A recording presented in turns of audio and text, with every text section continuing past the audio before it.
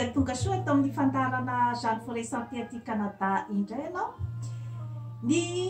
lohateny izay voaboasantsika eto zany dia ny hoe atao ahoana ny fananana ny fifehezan-tena na ny maîtrise de soi, satria zavatra ilaina dia ilaina amin'ny fiainana zany ny fananana an'io karazan-zavatra io mba atotosanao ny tanjona izay kendrenao zany amin'ny fiainana ao anatin'ny fikojana ny atao hoe personnalité daholo reny zavatra rehetrarehetra ireny. Fa ity zany alohan'ny idirantsika amin'ny tena fandaharana zany dia mahafaly ahy foana ny manolotra ny karazana teny manome motivation zany atsika rehetra amin'ny fiainana. Dia voalohany zany dream, zany hoe tokony anofy zany alohanao ny zavatra zay tianao ho tanterahana, miatomboka amin'ny nofinofy daholo ny zavatra rehetra rehetra. Dia explore zany hoe rehefa avy na nofinofy ianao zany dia ataonao zany ny fanobatobanana rehetra rehetra, ny hoe atraisa moa zany no mety iafarany zany nofinofinao zany ary inona sy inona daholo ny zavatra eo am-pelatananao. Adventure zany hoe aventure zany hoe tokony anana fahasahina ianao zany andeha anao ny aventure amin'ny zavatra zay tianao ho azo amin'ny fiainana. Dia ny create zany hoe tokony anana créativité zany ianao amin'ny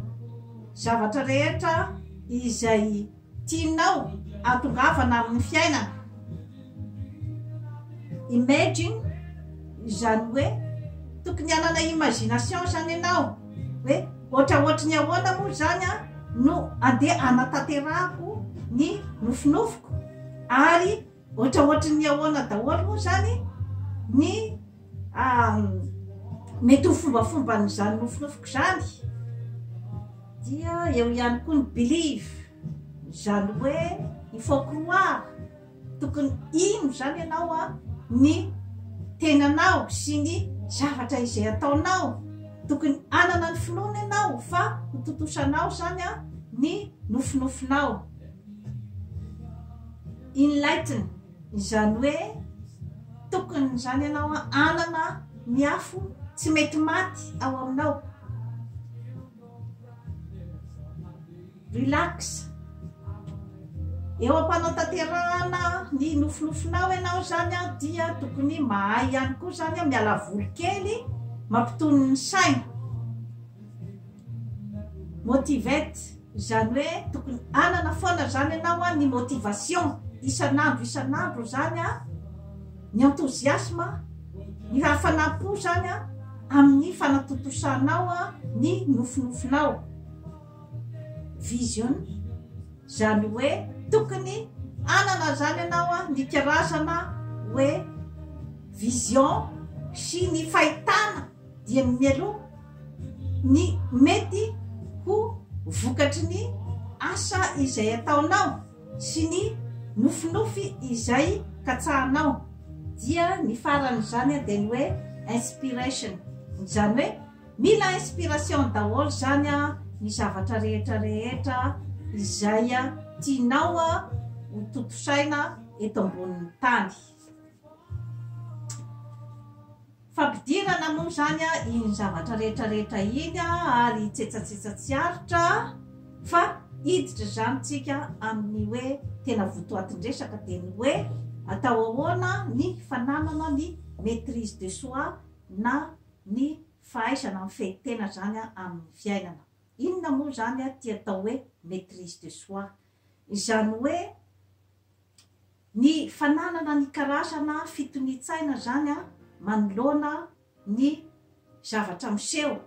Zany hoe misy karazan-javatra zany zay mety manome fihetsepo betsaka zany amin'ny fiainana, ka mety hiteraka karazana fihetsepo goavana dia goavana zany, ary fihetsepo zay tsy ampoizina indrindrandrindra moa zany dia ny hoe fihetsepo mandeha any amin'ny karazana fahatezerana tsy voafehy ka mety mandrafa zavatra maro manodidina ny olona iray na amin'ny tenany. Io atezerana io dia mety mitranka amin'ny alalan'ny fitenenana teny manafitoina, mety mitranka amin'ny alalan'ny fikasian-tanana na amin'ny fampiasana ny zavatra fitaovana na basy na antsy izay entina aminona olona. Zay zany dia mety ho vokatry ny ataontsika hoe tsy fananana ny maîtrise de soi daholo zany amin'ny fiainantsika andavanandro, kanefa tadidio fa mety fietsika izay tsy voatananao nandritry ny minitra vitsivitsy dia mety animba zavatra maro dia maro zany amin'ny fiainanao sy ny hoavinao, ary indrindrandrindra koa zany dia ny fijerin'ny fiarahamoninanao, satria miresaka crédibilité, miresaka notoriété, na ataontsika amin'ny teny gasy hoe olona toteny dia zavatra vidina lafo ny fananana an'io zavatra io zany amin'ny fiainana, ka izay zany no tsara zany ikojana foana zany amin'izay karazany zavatra zay ao anatin'ny fikojakojanao ihany koa ny personnaliténao zany zay zavatra rehetra izay. Ka maromaro moa zany ny zavatra nitranka atao amin'ny firenena zany tatoato, teo ny fanolana jaza, teo ny resaka hoe tompon'andraikitra-bony izay mifanao totoondry, maro dia maro zany ny karazana fifanafitohinana amin'ny endriny maro zany. Ka ny ankabeazany moa zany dia ny hoe milaza ny heviny zany ny olona, ny ankabeazan'ny olona, fa ny vahaolana zany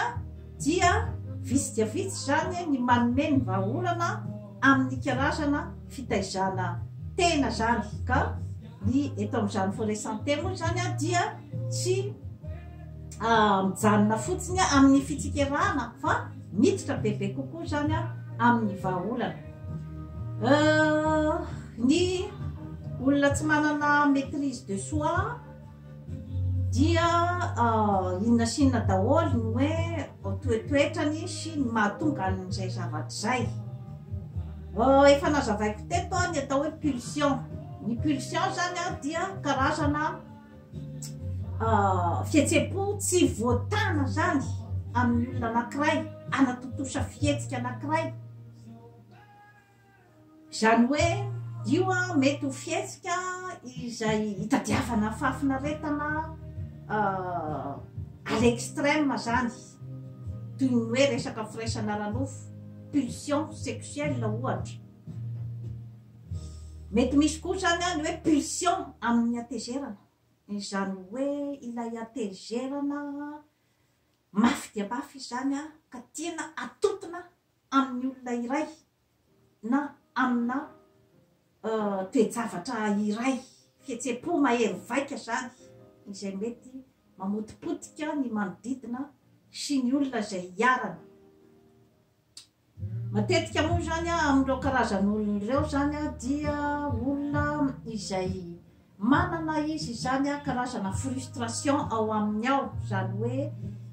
karazana atezerana izay avy tamin'ny hoe fifandraisana tamin'ny fiarahamonina, zany hoe zavatra miandrona zany ao anatin'ny tena ao, karazana hoe tsy fananana ny estime de soi sy ny confiance en soi, zany hoe somary tsy dia manana fitokisantena zany ny karazan'olona tsy manana maîtrise de soi, ary tsy manana ihany koa zany ny hoe karazana eritreritra ny amin'ny hoe ahoana moa zany raha manao fihetsika ohatran'izao zany dia inona zany no mety ho valin'izay, ho setrin'izay aty amiko sy amin'ny olona manodidina. Zay zavatra rehetrarehetra zay zany no tsy voalanjalanja amin'ny fotoana fohy izay itranganony fifanafitohinana angamba zany no azo pilazana azy ka tsy afaka ilaza nefa zany ny tsirairay ny hoe anao karazana excuse ny amin'ny hoe olona rehetrarehetra dia manana droit ho diso marina zay zavatra zay fa misy kosa ihany zany ny circonstance izay hoe miakina ihany koa amin'ny toerana misy ny olona iray miakina ihany koa amin'ny hoe inona no taiza no mitrangan'ilay toejavatra miakina betsaka zany zay zavatra rehetrarehetra izay ny ilana ny atao hoe maîtrise de soi tafiditra ao anatin' zany zavatra rehetrarehetra izany zany dia ny tsy fahaizana zany mandray an'ilay atao hoe responsabilité satria rehefa ny olona iray zany no voavolavola ao anatin'izay atao hoe ianao no responsable ny zavatra rehetra izay mitranga amin'ny fiainanao mila volavolaina amin'izay zany ny olombelona rehetra eto ambony tany kanefa moa tsy ny olona rehetra rehetra no voatery anana an'izay karazana information izay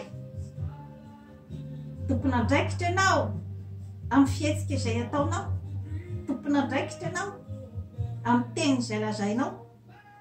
tompona andraikitra ianao amin'ny fifaneraserana amin'ny fiarahamonina tompona andraikitra ianao amin'ny fandraharahana izay ataonao raha ohatra ianao ka tompona entreprise iray dia ianao tompona andraikitra voalohany ao anatin'iny fandehanan'iny entreprise iny na tsy fandehanana tompona andraikitra ianao amin'ny firenena raha ohatra ianao ka mpitondra fanjakana na mpitondra firenena amin'ny resaka politika rehefa tsapan'ny olona anankiray zany izay resaka responsabilité izay dia irona bebe kokoa izy zany ao amin'ny ataontsika hoe zany hoe ny culturen'ny maîtrise de soi satria sy fahalalana an'izay zavatra zay koa zany no mahatonga ny olona izay mieritreritra fa afaka manao zay tiany atao izy afaka miteny zay tiany atao ary afaka manao ny fihetsika izay tiany atao ka zay zany no ilana an'ilay hoe karazana développement personnel zany hoe ny fikojakojanao zany ny tenanao ny fikojakojanao ny personnaliténao satria miakina be dia be amin'izay zavatra rehetra rehetra izay no ampisy ny fahombiazana sy ny tsy fahombiazana amin'ny projet rehetra izay ataonao indrindrandrindra moa zany dia ilay hoe culture ny image zava-dehibe zay zavatra zay ka mety zavatra fihetsika izay tsy voafehy tamin'ny fotoana vitsy tao anatin'ny minitra vitsy dia mety hiteraka zava-doza amin'ny fiainan'ny olona iray maro zany ny karazana hoe zavatra azo atao zany ny amin'ny fikojana an'izay hoe maîtrise de soi izay satria io dia isan'ny sarina na atao ara hoe eo amin'ny mpifankatia izay karazana maîtrise de soi zay sarina goavana de goavana na ho amin'ny lehilahy na ho an'ny vehivavy eo amin'ny fiarahamonina ny olona mahafehy tena mahafehy ny vavany mahafehy ny fihetsiny manoloana ny zavatra rehetra na dia zavatra sarotra dia sarotra no manoloana azy misy ihany koa ny zavatra efa voajanahary ao anatin'ny olona misy ny manana pulsion bebe kokoa misy ny hoe tsy de manana azy loatra zany sahala amin'ny efa nazavaiko teto daholo ny hoe ny libido samy manany azy io, misy ny ambonimbony kokoa ny libido, misy ny ambanibany kokoa, ka izay zavatra rehetrarehetra izay zany a no mila ny fandajalanjana arakaraky ny fahafantaranao ny tenanao. Rehefa fantatrao fa hoe olona mora misondrosondrotra ianao, olona tsy mahafehifehy ny fihetsika izay atao, tsy mahafehifehy ny vava, dia mila ianao zany a miditra bebe kokoa zany a any amin'izay ataontsika hoe culturen'ny maîtrise de soi izay. Maro ny zavatra azo atao dia ny resaka fandanjalanjana na ny resaka sakafo, ny sakafo ara-pahasalamana izay efa nampidiriko teto daholo, efa nazavaiko teto ny hoe misy karazan'olona izay hoe efa manana zany izy prédisposition amin'ny hoe tsy mahazaka siramamy ohatra, izany hoe ny fihinanany siramamy bebe zany dia mety mampiakatra amin'izay hoe karazana énergie négative ao amin'izay, mety apisy bebe kokoa zany a amin'ilay resaka pulsion. Ny resaka sira mety misy olona efa manana prédisposition amin'ny rétention d'eau, amin'ny resaka tosidra miakatra, dia tsy tsara mandray sira be loatra satria iny koa zany a dia mampiakatra ihany koa ny tosidra ary dia mety mitondra amin'izay hoe pulsion na hoe karazana fihetsika tsy voafehy ny karazana énergie négativa izay tsy voafehy. Misy ifandraisany daholo zany a zany zavatra rehetrarehetra izany. Eo ihany koa ny fanaovana ny fanatanjahantena, satria raha olona manana énergie betsaka zany izy a dia tokony holaniny any amin'ny fanaovana fanatanjahantena zany, ariny any zany a ilay énergie ratsiratsy ao aminy sy ny karazana zavatra malotoloto rehetra, ny toxine izay ao anatin'ny tenantsika olombelona, very amin'ny hatsemboana, very amin'ny alalan'ny fofinaina izay miala ny gaz carbonika ary ny fampidirana ny oxygène izay mandeha mikorina amin'ny rahatsika mandritry ny fanatanjahantena, ary indrindrandrindra koa dia ny oxygène izay ao anatin'ny atidohantsika zany amin'ny lalandra, amin'ny atidoha izay mahatonga atsika zany hanana bebe kokoa ny maîtrise de soi amin'ny zavatra rehetra izay atao. Eo ihany koa ny fampitomina ny saina zany amin'ny alalan'ny resaka méditation, resaka hoe fanaovana asa-tanana mampitony ny saina daholo reny zavatra rehetrarehetra ireny, ny fivavahana sy ny hoe fahaizana mijery bebe kokoa zany ny ao amin'ny hoe lafiny maha olona amin'ny ara-panahy sy ny ara-tsaina, satria rehefa mandeha amin'izay hoe fijerevana ny maha olona izay dia afaka mipetraka bebe kokoa zany eo amin'ny plasin'ny olona manodidina anao. Zay koa tsy midika hoe mandefitra be fahatany amin'izay zavatra rehetra hoe mitranga, fa mahay miatrika ny zavatra mitranga. Misy ny karazana provocation izay mety ataon'ny olona manodidina anao mba hitsapany hoe hatraiza moa zany ny alalin'ny rano ao aminao, indrindrandrindra fa tandremo fa ianao zay manana toeram-boninahitra izay nametrahan'ny vahoakanao, dia tokony zany ianao hanana amin'izay karazana fitandrovana, amin'izay hoe toeram-boninahitra zay, satria hoe efa napetraka teto aho zany dia tokony tsy manao fihetsika izay hoe andehanako ary amin'ny toerana izay tsy eritreretin'ny vahoaka hipetrahanao, mila zany a mandanjalanja an'izay zavatra rehetrarehetra izay zany a ny ataontsika hoe ny manatsaina ny manam-panahy satria rehefa hoe mipetraka amina toerana izay toeram-boninahitra ianao zany a dia tadideo fa maro dia maro ihany koa ny mety ho fakam-panahy sy ny provocation ataon'ny olona manodidina anao. Raisiko ohatra amin'izany hoe fananana n'izany maîtrise de soi zany ohatra dia ny président Barack Obama filohan'ny république izy tamin'izany andro zany no misy manatsiatsy hoe rajako ny filohan'ny république i Barack Obama mivady zany. Raha ohatra izy ka olona tsy manana maîtrise de soi, ny zavatra nataony voalohany dia ny andeha hiazy polisy ary hitory amin'ny tribonaly amin'izany zavatra zany, kanefa dia napiaiky ny be sy ny maro ny fomba namaliny amin'ny ireo olona mpandrabiraby azy, mpanao gazety, dia ny navaliny dia ny hoe amin'izao andro efa mihiratra izao ny olombelona ozy izy efa tonga any amin'ny volana, mbola misy olona mampibaribary ny tsy fahaizany, mbola mampibaribary ny fambanitsainy ozy izy fa dia nitazana no azo atao. Zay no tenenina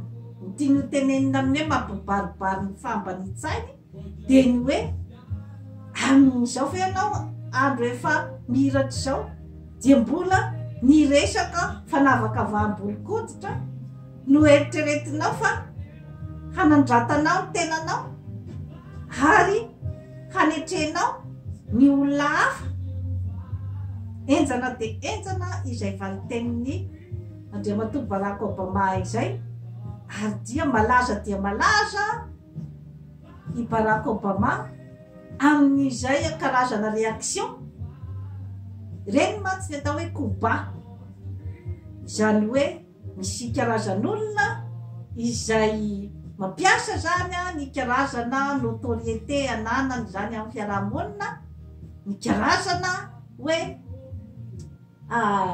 fanambanina amin'ny resaka izay efa tsy lamaody tsony amin'izao fotoana izao, ny anao référence ny fambanina sy ny famboniny olona amin'ny fotoana hoe teraka ohatran'izao, teraka mainty hoditra, teraka fotsy hoditra, efa ny zavabita no jerevana amin'izao fotoana izao, fa tsy resaka tsony hoe volokoditra na hoe resaka plasy sosial ohatran'izay zany, satria raha vombola hoe mirona zany amin'izay zavatra zay dia somary latsalatsa-danja ihany ny fomba fijery ny olona iray indrindrandrindra moa zany aty Amerika Avaratra dia efa ny zavabitan'ny olona iray izay no toeram-boninahitra ametrahana azy. Entre parenthèse zany izay no teneniko izay ny hoe exemple n'olona manana ny maîtrise de soi. Ason'Andriamatoa Barack Obama natao nanagadra n'ilay journaliste, kanefa dia eritreretiny fa hoe faiblesse fambanina ny anao an'izay, satria ilay olona izay nandefa n'ilay fandrabirabiana dia karazan'ilay tafiditra ao anatin'ny atao hoe faible. Manana zany izy ny fitokisa-tenany sy ny fakasitrahan'ny tenany, ary dia hideran'ny olona Andriamatoa Barack Obama mivady izay karazana culte de personnalité izay, satria ny olona ohatran'ireny dia efa miomana amin'ny zavatra rehetrarehetra, na attaque personnel zany na ny koba na ny zavatra rehetra izay mitranga, satria dia tsy mahazatra ny olona tokoa zany hoe président de la république mivady samy mainty hoditra no hiditra ao anatin'ny atao hoe maison blanche. Sarima maromaro no atoroko eto ny amin'ny hoe karazana fananana maîtrise de soi. misy ny fitenenana hoe amin'ny fanolanana dia tanysaina daholo zany ity karazana boky émissaire aniliana ny antony mahatonga ny olona ny lehilahy manolana vehivavy ohatra sy ny hoe manolana ankizy. Voalohany indrindra aloha zany hoe dia izay tsy fananana maîtrise de soi izay ninona zavatra lazaina tsy misy excuse zany, tsisy excuse momba an'izay. Lazaina daholo amin'ny fanolanana vehivavy fa hoe io mini-zipo io no mahatonga ny lehilahy manolana. Tsy atoko, tsy atoko. Ny fanolanana dia zavatra avy any amin'ilay lehilahy io, zavatra tsy fananana ny fifehezan-tena. Fa raha lehilahy normal na isy vehivavy manao mini-zipo ao na isy vehivavy tanjaka ao tsy manolana an'iny izy. Izany ny lehilahy ataontsika hoe amin'ny fitenin'ny jeune hoe bad bonne. Misy ny bad bonne tsy manao firaisana ara-nofo amina vehivavy iray ratsy amin'ny fakasitrahan'ilay vehivavy. Inona no ampiasay? Ny ampiasainy dia ny fanambatambazana an'ilay vehivavy, ny fahaizany mamoha ny fon'ilay vehivavy, ny fahaizany mahazo ny fakasitrahan'ilay vehivavy. Izany zavatra rehetra izany dia zavatra mila ianarana daholo amin'ny fiainana. Ka mahazo tsara mihitsy ny fankatoavan'ilay vehivavy izy izany voazay vao miditra amin'ny firaisana ara-nofo. Zany no atao hoe lehilahy manana maîtrise de soi. Fa ny filazana fa hoe ilay vehivavy no culpabilisena zava-doza io, zava-doza ary indrindrandrindra isika samy vehivavy ihany koa no mifanometsiny. Fa na ny maserana misy manolana na reny hoe arabo manao inona moa izy ty teo misarikava hatrany amin'ny tapony doka hatrany ampaladia. Mbola misy ny fanolana amin'ireny vehivavy reny. Ny karazam-panolanana zany dia ilay avy amin'ny fitenenana hoe olona iray tonga tamin'ny mauvais endroit, mauvais moment et la mauvaise personne.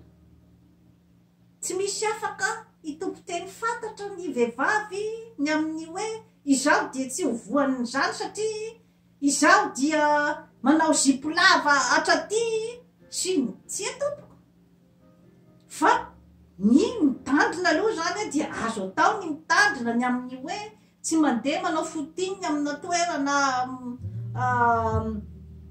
tsy de misy olona, fotiny any anaty ala reny zany ohatra. Dia zavatra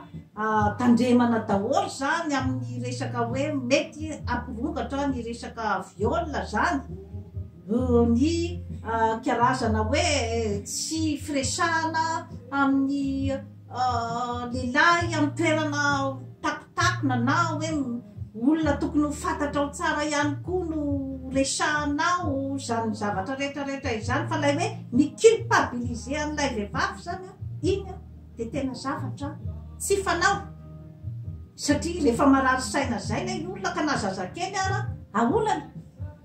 Zazakely ve afantatra hoe fietsika ohatran'izao sy ohatran'izao no mety ampirongatra ny fanolana? Tsy ataoko. Mbola veriko ihany ny lehilahy manana ny maîtrise de soi. Na isy vehivavy tanjaka ao i masony tsy mikasika an'iny izy raha tsy ny vehivavy iny no manaiky anao firaisana ara-nofo aminy. Zay ny fanazavana ara-tsiasa ny atao hoe maîtrise de soi. Avy any amin'ilay olona zay zavatra zay fikojana amin'izay. Dia izay efa avy no teneniko teo izay daholo ny resaka ara-biolojika sy ny resaka ara-psikolojika izay mifangaro ao daholo ny amin'ny hoe ananana ny maîtrise de soi satria rehefa convaincu ny olona anankiray fa hoe mila mitandrina izy zany dia tsaratsara raha zany ny hoe rehefa manoloana ny zavatra matezitra ka ianao zany ny olona mora tezitra dia mangina aloha na hoe mivoaka ianao zany manalavitra n'ilay olona izay miteraka n'ilay provocation dia any ianao ny mieritreritra hoe inona moa zany ny zavatra tokony ho teneniko an'iny olona nanafotoina iny dia makataka fiaonana aminy ianao na miverina ianao rehefa avy eo dia makataka fanazavana hoe inona no antony nahatonga nanao ny zavatra ohatran'izao ny teny zavatra ohatran'izao mitsaka sady na eo amin'ny mpivady misy sarima kokoa ny lehilahy na mivazavaza ohatran'inona ny vadiny dia ainy ny manao teny malefaka izay hoentina hanalefaka andramatoa misy daholo zany na ny vehivavy na ny lehilahy izay miakatrakatra dia aindramatoa ny mampalefaka andrakany misy ihany koa ny maîtrise de soi izay voavolavolan'ny olona tamin'ny personnalitény amin'ny alalan'ny expérience ny ainany sy ny zavatra sarotra izay ny ainany matetika ny olona ny aina zavatra sarotra no afaka koa zany mideveloppe an'io karazana maîtrise de soi io satria tsy maintsy ao anatin'ny fitoniana no afaka hiatrehanao ny olana rehetrarehetra izay mitranga eto ambonin'ny tany na olana amin'ny fiarahamonina na olana ao atokantrano na olana eo amin'ny firenena dia mila n'izay fitonitsaina izay daholo ny famahana ny olana io zany dia isan'ny laklen'ny fahombiazana zany dia ny maîtrise de soi indrindrandrindra moa zany amin'ny fotoana sarotra dia eo no fatarana ny ataontsika hoe zany famboninn'ny olona anankiray izay resaka maîtrise de soi izay ary dia olona azo tsongaina zany amin'ny fiarahamonina dia ireny matetika no hoe olona izay enon'ny fiarahamonina ny teniny ny olona mahafantatra fa miaina zavatra sarotra izy ka moramora aminy izany ny olana izay mitranga eo anatrehany satria efa ny volavolainy ny sainy zany hiatrika zany ny karazana olana